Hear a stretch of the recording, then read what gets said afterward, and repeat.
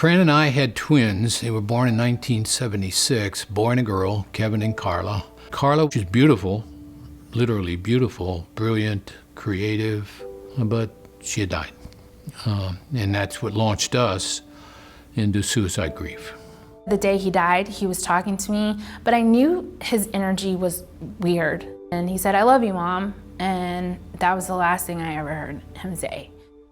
I lost my husband, Connor, to suicide 25 years ago, and it has shaped my life in the most profound way. Katie lived a good life. She lived 11 years with this bipolar disorder. 3 hours after we found she died, I wrote her obituary. And it was just a short, simple obituary that said, Katie had bipolar disorder, but she was a wonderful child of God, and she was not defined by bipolar disorder. I came to understand that Marianne, my sister, had died by suicide. And when it comes to suicide, we sometimes think of it in the abstract. We must be very careful to remember there's a person and a story, and this is very precious to God. I was really suffering in the aftermath because I really didn't understand why God would allow this to happen to Connor, would allow it to happen to me. If I listened really well, instead of letting the anger rage in my head and my heart, I can hear God say, "I was there and it was horrible. I loved him too."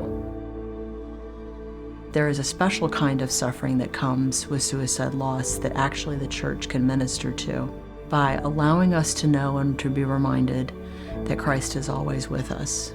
And Jesus knows all about our troubles, he knows them. He experienced them. Every sorrow, every pain, every grief that would ever be experienced by all of humanity, he experienced on that cross. Suicide and death, as Christians, we know that death is not the end. Death by suicide is not the end. There's always the resurrection and salvation, and there's always hope. And that's the one thing that's come out of this belief that God can overcome everything. I don't have all the answers, even though I've studied this for almost 4 decades. But I do know that within the wretchedness and the pain that comes with suicide, there's the potential to live your life differently because you knew this person, they were a part of your life, and you'll never forget them. We remember her for her courage because whatever her struggles, she fought. Carla's version of the Serenity Prayer, it is our prayer, written by Carla shortly before she died. God, grant me the serenity to accept the things I cannot change, courage to change the things I can, and wisdom to know the difference. Show me the trace of you in everyone I know.